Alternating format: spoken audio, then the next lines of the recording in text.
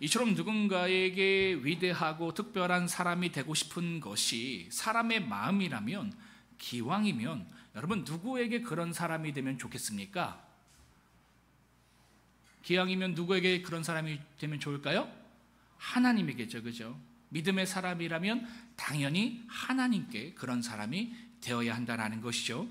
여러분, 그렇다면 하나님 보시기에 특별하고 위대한 신앙의 모습은 과연 어떤 모습일까요? 여러분은 어떤 모습이라고 생각합니까? 내가 하나님 앞에서 위대하고 특별한 사람이 되기 위해서 어떤 모습이 있어야 하는가? 예배를 잘 드리는 사람이 그렇다고 생각하는 사람도 있을 것이고, 또 세상에서 성공한 사람이 그럴 수 있다고 생각할 수 있지만, 여러분, 오늘 우리 말씀을 통해서 한번 그 해답을 찾아가 보았으면 좋겠습니다. 수냄 여인을 통해서 우리가 그것을 찾아갈 수 있는데, 왜냐하면 8절을 보시면 그녀를 뭐라고 소개하고 있습니까? 귀한 여인으로 소개하고 있잖아요, 그죠? 사실 원어적 의미로 볼 때는요, 귀한 여인보다 위대한 여인으로 번역하는 것이 더 정확한 번역입니다. 그러나 여러분, 위대한 여인이나 존귀한 여인이나 다 비슷한 의미이기 때문에 어떻게 번역하든 중요한 것은 무엇이냐면 그녀가 하나님 보시기에 그런 여인이었다라는 겁니다. 도대체 그녀에게 어떤 신앙의 모습이 있었기에 하나님께서 이처럼 위대하고 존귀한 사람으로 그녀를 불러주신 것일까? 오늘 이 시간 말씀을 통해서 함께 알아보도록 하겠습니다. 하루는요, 여러분, 엘리사가 이 수넴이라는 동네를 방문했어요. 그때 한 여인이 엘리사를 붙잡고는요, 자신의 집으로 와서 식사를 하라고 초대를 했습니다. 사실 그녀의 이러한 권면과 섬김은요, 그날만 있었던 것이 아니었어요. 8절 하반절의 말씀처럼 엘리사가 그곳을 지날 때마다 그렇게 권면하고 섬겼다라는 것이죠. 그렇다면 여러분, 그녀는 왜 매번 이처럼 엘리사를 자신의 집으로 초대했을까요? 그것이 하나님의 뜻이자 하나님의 말씀이었기 때문입니다. 다 함께 신명기 10장 18절로부터 19절을 읽도록 하겠습니다. 신명기 10장 18절로부터 19절입니다. 시작. 고아와 가부를 위하여 정의를 행하시며 나그네를 사랑하여 그에게 떡과 옷을 주시나니 너희는 나그네를 사랑하라. 전에 너희도 애굽 땅에서 나그네 되었음이니라. 아멘. 여러분, 이처럼 이 땅의 이웃, 특별히 어떤 이웃입니까? 소외된 이웃, 가난한 이웃을 대접하는 것이 하나님의 뜻이자 하나님의 말씀인데, 당시 선지자들은요, 한 곳에 정착해서 생활하지 않았습니다. 떠돌이 생활을 했던 거예요. 그래서 그녀는요, 이 나그네였던 엘리사를 하나님의 말씀대로 자신의 집으로 초대해서 섬겨준 겁니다. 여러분, 이런 섬김을 조금 어려운 말로, 우리 친구들은 처음 듣는 말일 수도 있을 텐데 어려운 말로 환대라고 해요. 환대란 기쁘게 맞이하고 따뜻하게 대접한다라는 뜻을 가지고 있습니다. 환대의 핵심은요, 나와 친하지 않는 사람, 나와 다른 배경을 가진 사람, 심지어 불편한 사람까지도 편견 없이 나의 공간, 나의 자리를 내어주고 섬겨주는 것, 이것이 환대의 핵심입니다. 이해가 되십니까? 내가 누군가를 섬겨줄 때에 내가 좋아하는 사람, 내가 사랑하는 사람만이 아니라 낯선 사람, 심지어 내가 불편한 사람, 그 사람을 섬겨주는데 어디까지 섬겨주는 거예요? 나의 가장 친밀하고 소중한 그 공간까지 그를 맞아들이는 것, 그것이 바로 환대의 핵심이다라는 것이죠. 여러분, 사람은요, 누군가를 섬겨줄 때에 어떤 사람을 섬겨줍니까? 나에게 이득이 되는 사람을 챙겨줘요. 그죠? 나랑 가깝고요, 나랑 맞고요, 내가 사랑하는 사람을 섬겨줍니다. 그런데 환대는 그렇지 않다라는 거예요. 그가 어떤 사람이든 신원을 묻지 않습니다. 이게 참 중요해요. 신원을 묻지 않아요. 그 누구도 괜찮아요. 또한 보답을 계산하지 않으며 섬겨주고 사랑을 실천해 주는 것, 이것이 바로 환대의 정신입니다. 수넴 여인에게 이런 환대의 모습이 있었던 겁니다. 그리고 하나님께서 그녀의 이러한 모습을 보시고 위대하다 말씀하셨다라는 거예요. 그녀의 이러한 엘리사를 향한 환대는요, 단지 그가 가난한 이웃이었기 때문이 아니었습니다. 9절 하반절의 말씀처럼요, 그가 하나님의 거룩한 사람이었음을 그녀가 알았기 때문이에요. 여러분, 여기서 하나님의 거룩한 사람이라는 표현은요, 성경에서 여기에서만 딱 한 번 쓰인 표현입니다. 다른 곳에서 한 번도 안 쓰였어요. 여기에서만 쓰인 이 독특한 문장이에요. 그러니까 그녀는요, 엘리사가 선지자라는 것을 알았는데 그냥 평범한 선지자로 안 것이 아니라 시대를 대표하는 하나님의 거룩한 선지자였음을 그녀는 알았다라는 겁니다. 그녀는 이것을 어떻게 알았을까요? 이전에도 여러분 제가 한번 말씀드렸던 것처럼 당시 선지자들은요, 선지자를 상징하는 옷을 입고 다녔습니다. 어떤 옷이라고 했습니까? 털옷이었죠, 그죠? 그러니까 선지자들은요, 이 자신의 그 직분을 상징하는 옷을 입었는데 그것이 털옷이었다라는 겁니다. 그래서 세례 요한이 마지막 선지자였잖아요. 그가 광야에서 뭘 입고 있었다고요? 털옷을 입고 있었잖아요, 그죠? 또 엘리야가 엘리사에게 무엇을 던져줬습니까? 자기의 옷? 털옷이었어요. 그러니까 이처럼 털옷은 선지자를 상징하는 옷이었다라는 것이죠. 이처럼 엘리사가 선지자를 상징하는 털옷을 입고 있었기 때문에 그가 선지자임을 알았지만요, 그가 그냥 평범한 선지자가 아니라 시대를 대표하는 하나님의 거룩한 사람임을 알았던 것은요, 그녀에게 영적인 통찰력, 우리 아까 백성의 집사님이 기도하셨는데 영적인 통찰력, 또 영적인 분별력이 그녀에게 있었기 때문입니다. 9절 하반절에요, 그녀가 이 사람이 하나님의 거룩한 사람인 줄을 내가 안다라고 하잖아요. 여기서 안다라고 번역된 히브리어 야다는요, 영적인 통찰력과 분별력을 포함하고 있는 단어입니다. 그러니까 이와 같은 영적인 안목이 그녀에게 있었다라는 것이죠. 여러분, 이러한 영적인 통찰력과 분별력은요, 그냥 생기는 것이 아닙니다. 그러니까 세상에 보면 사업하시는 수단이 있는 분들 있잖아요. 사업하는 수단들이 있고, 그런 것과 차원이 다른 거예요. 영적인 분별력과 이러한 통찰력은요, 완전히 다릅니다. 이건 어떻게 주어지냐면 많은 지식을 안다고 해서, 많은 것을 경험한다고 해서 주어지는 것이 아닙니다. 이러한 영적인 통찰력과 분별력은요, 하나님과 친밀해야지 주어지는 거예요. 그러니까 우주를 창조하신 그 하나님과 친밀해야지만, 그리고 그 하나님을 믿는 믿음이 우리에게 있어야지만 이러한 영적인 통찰력과 분별력이 가능한 겁니다. 사실 그녀는요, 이와 같은 믿음을 갖기 참으로 어려운 환경에 있었어요. 왜냐하면 그녀의 남편은요, 바알을 숭배하는 불신 남편이었을 가능성이 크기 때문입니다. 그 이유는요, 그녀는 부유한 여인이었어요. 그 가정이 굉장히 부자였습니다. 18절에 볼 수 있듯이요, 그녀의 남편이요, 농사할 수 있는 땅을 소유한 지주였을 뿐만 아니라 그 땅을 경작할 일꾼들과 종들까지도 있을 만큼 부자였습니다. 제가 여러분 계속적으로 말씀드리는 게 있죠. 당시 이스라엘에서 여러분 돈을 버는 방법 중에 대표적인 방법이 뭐가 있다고 했습니까? 농업이었죠, 그죠? 농경사회였기 때문에. 그런데 문제가 있었다고 했죠. 이처럼 농업을 하려면 어떤 신앙을 받아들여야 된다고요? 바알 신앙을 받아들여야 됐어요. 그렇기 때문에 그녀의 남편이 이와 같이 바알 신앙을 가진 사람이 확률이 굉장히 높습니다. 그도 그럴 것이요, 말씀을 여러분 계속 보시면 알겠지만 그녀와 다르게, 이 수넴 여인과 다르게요, 그녀의 남편은 엘리사에게 별 관심이 없는 것을 여러분 볼 수 있습니다. 전혀 관심이 없어요. 집에 왔는데 말 한마디 걸지도 않아요. 근데 여러분 왜 그랬을까? 하나님을 믿지 않기 때문입니다. 저도 종종 이렇게 신방하다 보면 이제 권사님은 믿으시고 집사님은 믿으시는데 남편분은 안 믿는 경우가 많거든요. 그럼 우리 권사님은 목사님 오셨어요 라고 말씀하시지만 안 믿는 남편분은 어떻습니까? 자, 인사도 잘 안 하시고, 그죠? 왜 왔어? 라는 표정으로 볼 때가 많은데 그랬다라는 것이죠.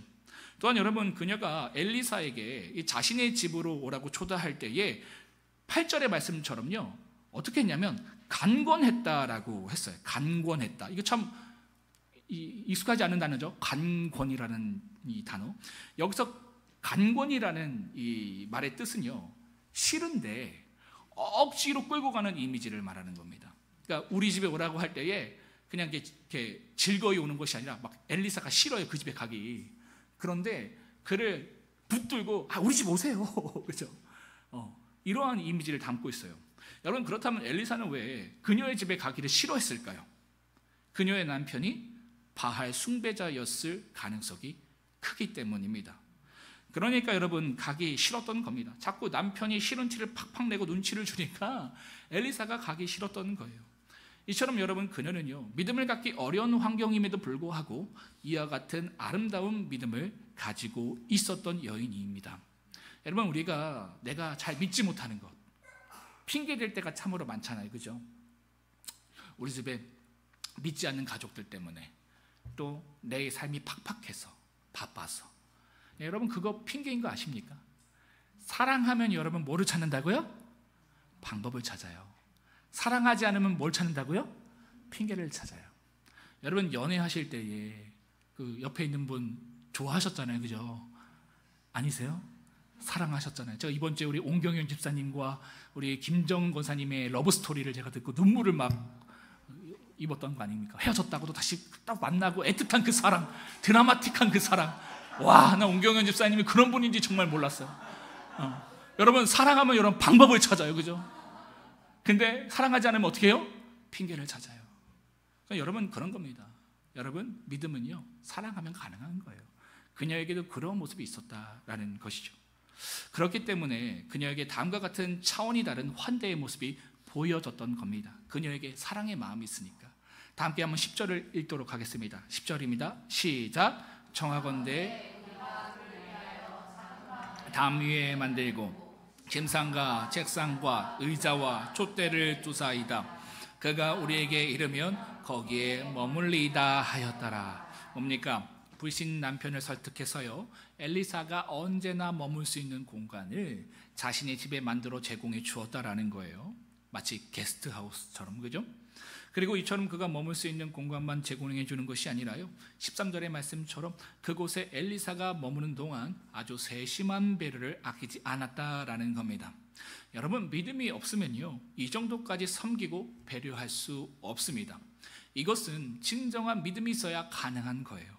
이처럼 진정한 믿음이 담긴 환대의 모습이 그녀에게 있었기 때문에 하나님께서 그녀를 보시고 위대하고 존귀하게 여겨주셨다라는 겁니다. 여러분, 돈은요, 이렇게 쓰는 거예요. 나만을 위해서 쓰는 것이 아니라, 나의 가족만을 위해서 쓰는 것이 아니라 가난한 이웃을 위해서, 하나님의 나라를 위해서 쓰는 겁니다. 그러니까 이런 면에서 보았을 때에 부자가 되는 거 참 좋은 것 같아요, 그죠?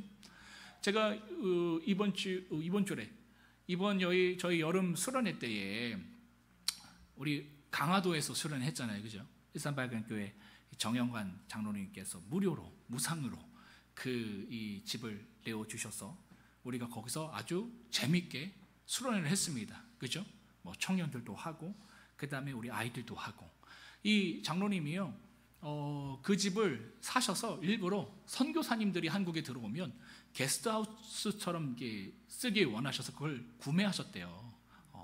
그래서 진짜 선교사님들이 들어오시면 그걸 다 제공해 주시는 거예요. 그리고 저희 교회뿐만 아니라 여러 교회들이 그곳에서 무상으로 수련회를 할 수 있도록 다 제공해 주십니다. 근데 여러분 보셨죠? 장로님이 여름인데 땡볕에서 우리를 위해서 고기를 막 구워주셨잖아요, 그죠? 그리고 다 끝났는데 우리 다 청소도 도와주시고 기쁘게 그것을 하셨어요. 근데 우리 교회만 하신 게 아니라 정말 많은 팀들을 그렇게 섬겨주고 계세요. 참 멋지지 않습니까? 그러니까 이런 면으로 봤을 때 이렇게 돈 버는 거 참 멋진 것 같아요, 그죠? 그러니까 우리 더봄교회도 여러분 이러한 믿음의 거부가 많아지시길 축복합니다. 제가 이런 멘트 진짜 잘 안 하는 거 아시죠? 네. 이거 제가 제일 믿음의 거부 뭐 이런 거 되게 싫어하는데 이런 면에서는 참 좋겠다라는 생각을 합니다. 여러분, 수냄 여인처럼요, 나와 내 가정만을 위해서 쓰는 것이 아니라 가난한 이웃을 위해서, 하나님의 나라를 위해서 아낌없이 섬기고 나누는 일들이 우리 교회 가운데 많아지길 축복합니다. 그런데 여러분, 놀랍게도요, 그녀는 이와 같은 환대를 통해서 생각지도 못한 하나님의 축복과 은혜를 받게 됩니다. 그녀에게 여러분 한 가지 큰 결핍이 있었는데 그것이 무엇이었냐면요, 아이가 없다라는 결핍이었어요. 요즘에 여러분 무자식이 상팔자다라고 하잖아요, 그죠? 자식 없는 게 더 낫다, 그죠? 그런 말들이 있어요. 그렇지만 여러분, 당시 이스라엘 사회에서는요, 자식이 없다라는 것은 치명적인 단점이었습니다. 굉장히 저주받은 자, 수치스러운 그것을 여기게 되는 것이고요. 그리고 아이가 없다라는 것은 미래가 없는 것과 마찬가지였습니다. 그래서 아이가 없다는 것은 심각한 결핍이요, 치명적인 결핍이었습니다. 그런데 그녀의 이러한 결핍이 하나님의 축복과 은혜로 채워졌던 거예요. 다 함께 16절 상반절과 17절을 읽도록 하겠습니다. 시작. 엘리사가 이르되 한 해가 지나 이때쯤에 내가 아들을 안으리이다 하니 여인이 과연 잉태하여 한 해가 지나 이때쯤에 엘리사가 여인에게 말한 대로 아들을 낳았도다. 아멘. 여러분, 이처럼 축복과 은혜가 그녀의 삶에 주어진 것일까요?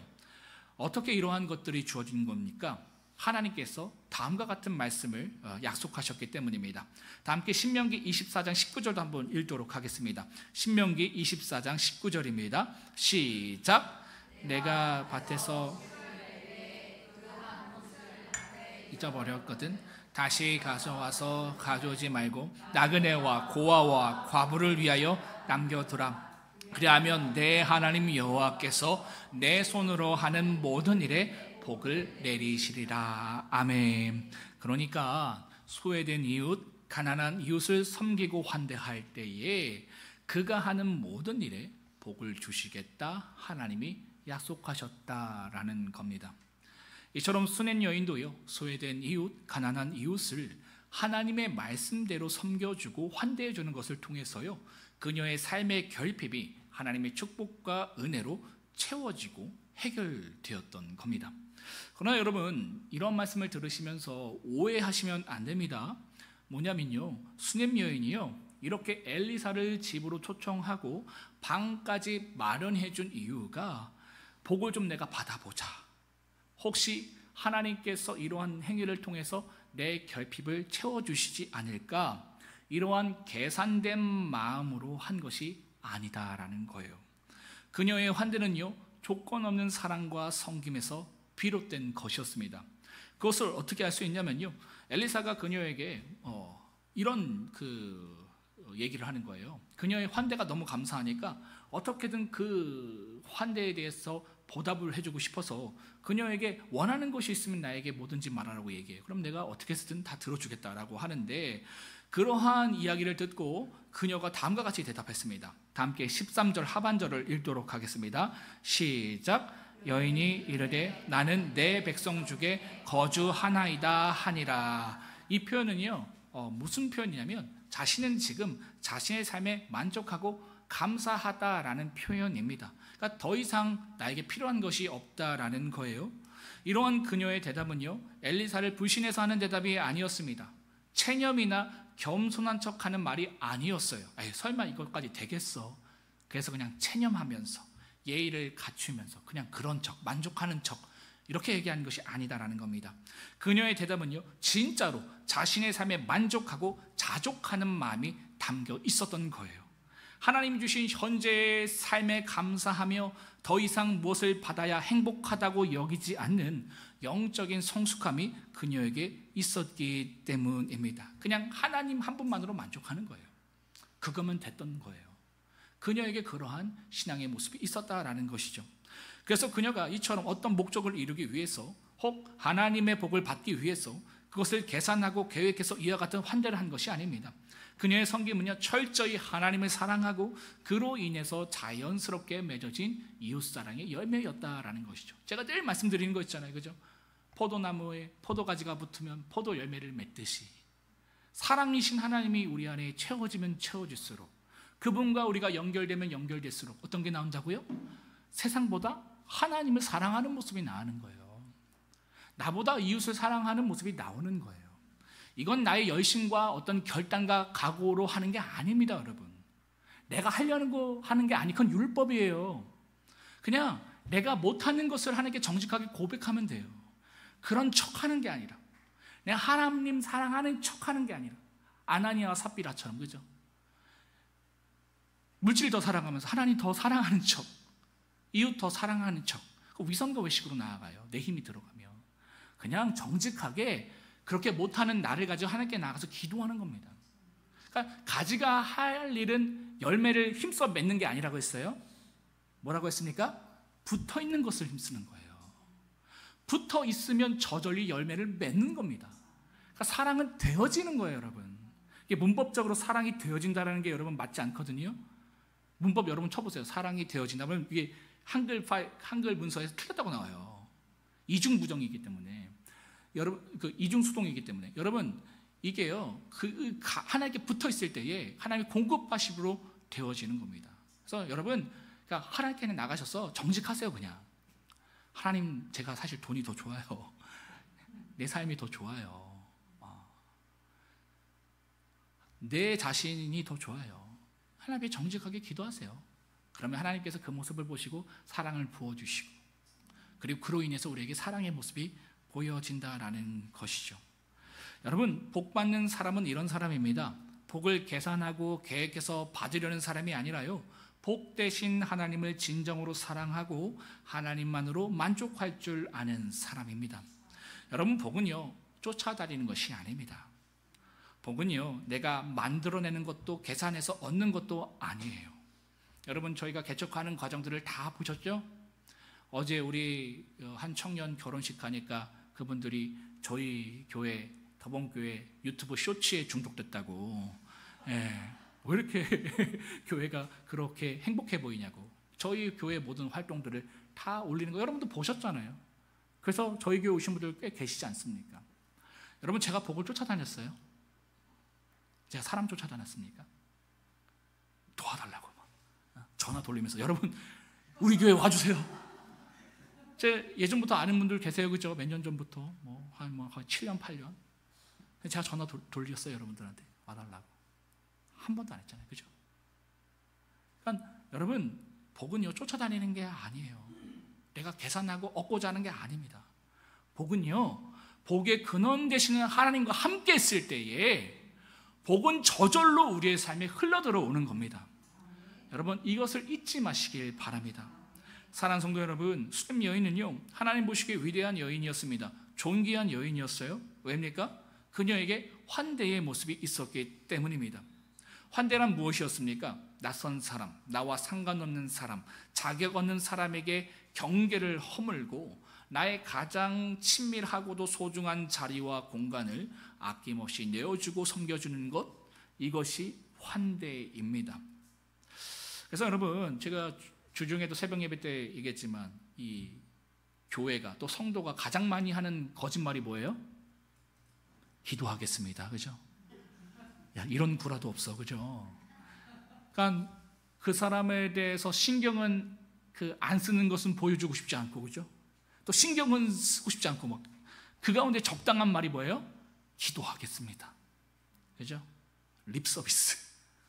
근데 진짜 사랑은 그런 것이 아니라는 거예요. 누구까지 섬겨준다고요? 내가 싫어하는 사람, 나와 안 맞는 사람, 내 기질과 안 맞는 그 사람, 그 사람을 사랑해 주는 거, 섬겨주는 거. 어디까지요? 나의 집까지 초대할 수 있을 정도면 여러분 진짜 찐친이잖아요, 그죠? 저희도 여러분 저희 집에 많이 오시길 바랍니다.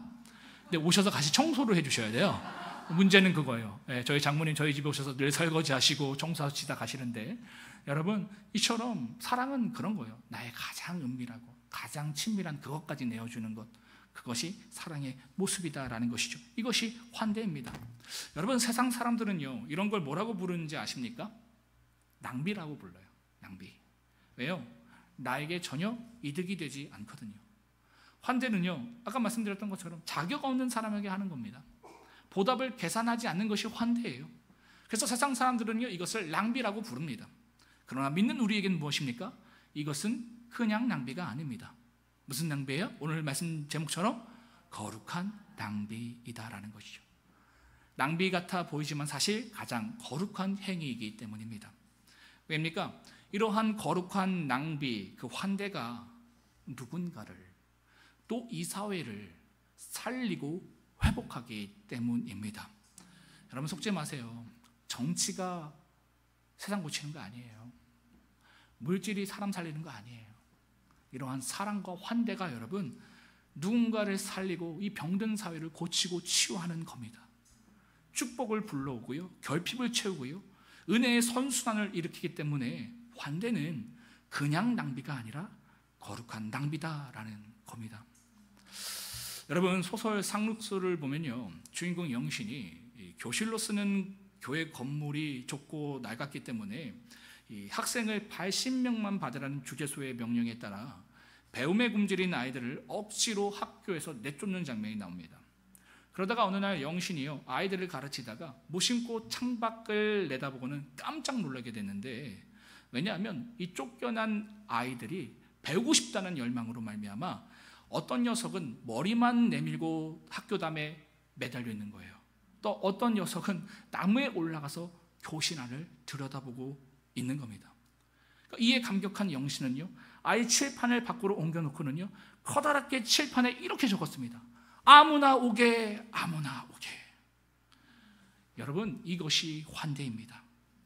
영신은요, 이런 환대를 통해서 절망적이고 소망 없는 사람들과 사회를요, 고치고 회복할 수 있다고 믿었던 인물입니다. 이것이 우리가 가져야 할 믿음입니다. 여러분, 주님이 우리를 위해서 죽으신 십자가의 사랑은요, 이런 환대를 기반으로 하고 있습니다. 왜입니까? 십자가는요, 자격 없는 우리에게 보여주신 사랑이기 때문입니다. 자격이 없더라도요, 누구든지 주님이 우리에게 보여주신 십자가의 사랑으로 나아가면 살리시겠다라는 겁니다. 회복시켜 주시겠다라는 거예요. 축복해 주시고 은혜 주시겠다라는 겁니다. 이처럼 주님이 보여주신 십자가의 사랑은요, 가장 위대한 환대였습니다. 사랑하는 성도 여러분, 우리 더봄교회가 또한 여러분 한 분 한 분이 이런 교회, 이런 성도가 되었으면 좋겠습니다. 주님께서 십자가에서 보여주셨던 것처럼 누구도 편견과 경계 없이 사랑해주고 섬겨줄 수 있는 교회, 그런 환대의 공동체가 되었으면 좋겠습니다. 왜입니까? 그러한 환대가 병든 영혼과 사회를 치유하고 구원하는 힘이 있기 때문입니다. 여러분, 이것을 믿으십니까? 그래서 여러분, 우리 교회가요, 작지만 참 보잘것없는 것처럼 보이지만 매달 지역사회를 한 달에 한 번 섬기는 이유가 바로 여기에 있습니다. 하나님의 마음으로 세상을 품는 환대 공동체가 되기 위해서. 지금은 여러분 한 달에 한 번만 나가고 있지만 사실 제가 이거 계획할 때는 매주 나가려고 했던 거 아세요? 근데 우리 권사님들이 안 될 것 같다고, 한 달에 한 번 나갔으면 좋겠다고. 여러분, 사실 제 마음은요, 매주 나가는 공동체가 되었으면 좋겠어요. 근데 여러분들이 이제 아직 그것이 훈련되지 않고 마음에 들지 않으시니까 한 달에 한 번 나가는 게 사실인데, 하지만 여러분, 저는 꿈을 꿉니다. 앞으로 우리 교회가요, 매주 지역사회를 품고 섬기는 교회가 되기를 꿈꾼다라는 거예요. 아멘이십니까? 모여서 주일날 거룩하게 옷 입고 예배드리고 티타임하고 그냥 입만 약 하고 가는 게 아니라, 그죠? 그래서 막 살만 찌잖아요, 우리가. 제가 제일 많이 찌고 있는데 그냥 나가서 섬기자고요, 여러분. 나는 좀 못해도 괜찮아요. 하나님이 원하시는 모습은 이 모습이라니까요. 이 땅 가운데 신음하고 어려운 이들, 우리 주중에 다 우리를 위해서 살잖아요. 주일 하루라도 좀 그렇게 살자고요. 그러니까 개인적으로 그렇게 고아원 찾아다니시고 섬기시면 상관없어요. 근데 그거 안 하고 주일날 와서 거룩한 척 이야기만 하고 나누고 그러다 가버리는, 그게 무슨 신앙입니까? 여러분, 정말 여러분, 제가 이 교회를 세울 때 그러지 않으려고 세웠어요. 만약 그것을 원하시면 다른 교회를 가셔도 좋습니다. 저는 그런 교회를 목적하고 있지 않아요. 정말 여러분 가운데 이런 환대와 섬김이 있었으면 좋겠어요. 왜요? 이 환대가 영혼을 살리니까, 사회를 치유하니까. 지금 그거 하자고 우리가 아주 작게나마 지금 이것을 하고 있는 겁니다. 제가 청년 때 여러분 꿈꾼 게 있었어요. 제가 청년 때 판자촌 섬겼다고 했잖아요, 그죠? 판자촌에 들어가서 몇 년 동안 그 아이들과 지지고 먹고, 그죠? 아이들 공부 가르치고 함께 놀면서 그 가운데에 그 아이들 다 예수님 영접시켰어요. 처음에 제가 갔을 때 그 친구들 저한테 막 욕을 했어요. 그리고 제 머리를 막 때리고 그랬어요. 절로 꺼져. 근데 그 친구들은 놀아주고 품어주고 사랑해주니까 한 1년 정도 지나니까 이 친구들이 예수님을 영접하더라고요. 또한 여러분, 제가 탈북민들 공부방도 했거든요. 그리고 명절 때는 외국인 노동자 수련회를 섬겨줬어요. 명절 때 여러분 제일 외로운 사람들 중에 하나가 누군지 아십니까? 외국인 노동자들이에요. 그러니까 쉬는데 집엔 갈 수 없어요. 그래서 제가 꿈꾸는 우리 교회는 명절 때 외국인 노동자분들, 그런 분들이 오셔서, 그죠? 이 가운데서 함께 수련회하고, 우리 청년들 영어 잘하니까 영어로 통역하고, 뭐 그런 일들이 좀 있었으면 좋겠어요. 제가 그런 거 꿈꿨습니다. 나중에 내가 개척하는 교회는 그런 교회가 됐으면 좋겠다. 사람이 많거나 뭐 어떤 건물이 크거나 뭐 나눔이 깊거나 이런 거 말고 실제적인 주님의 사랑과 환대가 넘치는 교회가 되었으면 좋겠다 꿈꿨습니다. 언젠가 되겠죠? 여러분, 환대는요 크고 먼 것부터 실천하려면 죽었다 깨도 못합니다. 우리가 매달 한 번씩 상가전도 그나마라도 하셔야 돼요. 그거 도망가면 안 된다니까요. 그것부터, 작은 것부터, 가까운 것부터 여러분 실천해 가야 할 수 있는 겁니다. 그래서 먼저 교회 안에 있는 지체부터 여러분 환대해 가셔야 합니다. 나와 잘 맞지 않는 사람, 나를 불편하게 만드는 사람, 그 사람부터 여러분 하나님의 안에서 품는 훈련을 해야 해요. 내가 싫다고 나와 다르다고 선을 긋고 벽을 세운다면요, 그건 진짜 환대가 아닙니다. 나의 편견을 내려놓고 내가 스스로 만들어 놓은 경계를 허물면서 여러분 한 걸음 한 걸음 다가가서 함께하고 어울리는 것, 거기서부터 진짜 환대가 시작됩니다. 오늘 설교 들으면서 여러분 큰 거 하려고 하지 마세요. 인사부터 하세요. 그러니까 밖에 나가서 인사를 하는 거 아니에요. 이 주민들 보면서 안녕하세요 인사, 여기 모인 우리부터 인사하자고요. 그죠? 거기서부터 환대가 시작되는 거예요. 환대는 먼 거 아니라니까요. 훌륭한 거 아니라니까요. 이와 같이 아주 작은 것부터 우리가 실천하며 나아갈 때에 그 환대의 삶이 우리 가운데 이루어진다라는 것이죠. 바라기는요, 우리 모두가 이러한 환대의 삶을 통해서 수넴 여인처럼 하나님 보시기에 위대하고 존귀한 사람이 되었으면 좋겠습니다. 그리고 무엇보다도요, 예수 그리스도께서 십자가의 사랑으로 우리에게 보여주신 그 환대처럼 우리도 주변의 영혼들을 살리고 상처 입은 사회를 고치고 무너진 관계를 회복시키는 사람이 되었으면 좋겠습니다. 그렇게 여러분의 삶이요, 사랑의 통로, 은혜의 통로가 되기를, 그리고 그 환대의 삶을 통해서 하나님 주시는 풍성한 축복과 은혜가 여러분의 가정과 일터, 그리고 모든 관계 속에 가득 넘치시기를 주님의 이름으로 축복합니다.